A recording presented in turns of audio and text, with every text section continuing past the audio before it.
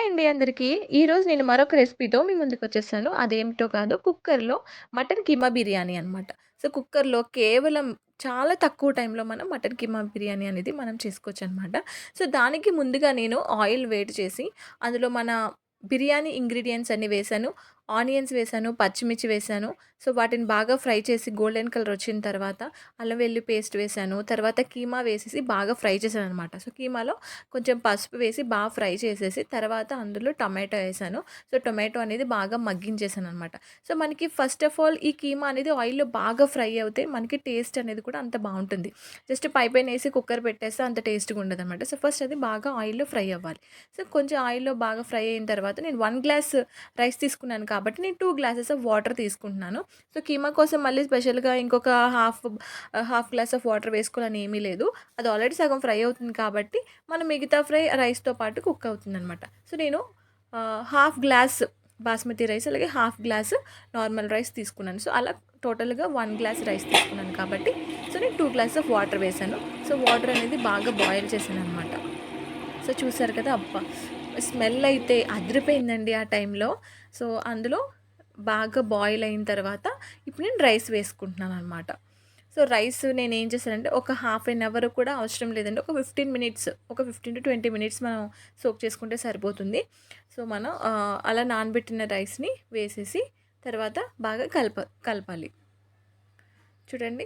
మనకి వాటర్ అనేది కూడా బాగా రెడ్డిష్ లేదా మామూలుగా కూడా ఏం అవసరం లేదండి. అన్నీ కూడా కరెక్ట్‌గా సరిపోతాయి. ఎందుకంటే కుక్కర్ కదా!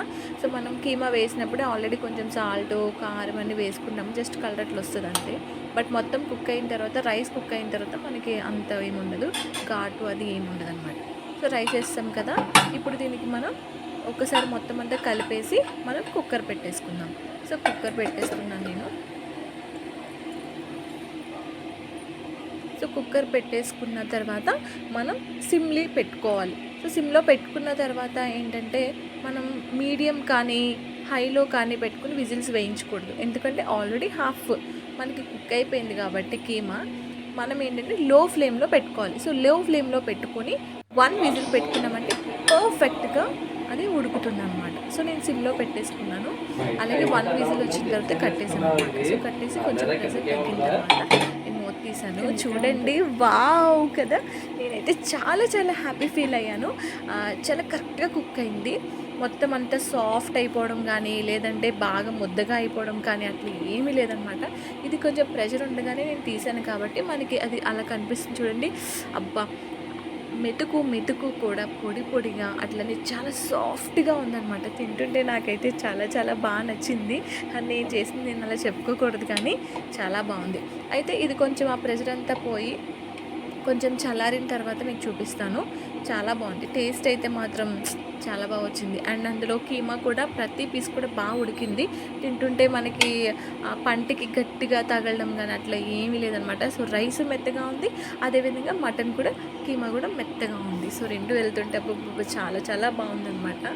మా హస్బెండ్‌కి అయితే సూపర్‌గా నచ్చింది. చాలా బావుందన్నారు. మనం ఇంత కష్టపడి వంటలు చేసేది వాళ్ళు జస్ట్ బావుంది అన్న మాట కోసమే కదా! వాళ్ళు బావుంది, ఈరోజు కర్రీ బావుంది, ఈరోజు ఉప్పు అన్నీ సరిపోయినాయి అంటే మనకి అబ్బా! ఎంత సాటిస్ఫాక్షన్‌గా ఉంటది. అంత కష్టపడి వండిన దానికి అంత ఫుల్ సాటిస్ఫాక్షన్ వస్తది మనకి. సో, అదిగో చూడండి కొంచెం చల్లారిన తర్వాత అట్లా వచ్చింది. ఆహ్, చూడండి పొడి పొడిగా చక్కగా ఉంది కదా! అసలు మసాలాలు గట్రా ఏమి అస్సలు ఎక్కువ అవ్వలేదనమాట. చాలా టేస్టీగా ఉంది. సో, ఒక్కసారి మీరు కూడా ట్రై చేయండి. చాలా బావుంటుంది. పెద్దగా కష్టపడే అవసరం లేదు. ఫస్ట్ అయితే మనకి అంతా బాగా మనం రోస్ట్ చేసుకున్నప్పటికి కొంచెం టైం పడుతది అంతే తప్ప మిగతాదంతా చాలా సింపుల్. రైస్ ఇలా పెట్టిన తర్వాత అలా సిమ్‌లో ఉంచేస్తే ఒక్క విజిల్‌కి మంచిగా అయిపోతది. Tasty tasty biryani and variety biryani. So, ముక్కలు నవలలేనోళ్ళు కూడా చాలా చక్కగా తినొచ్చు.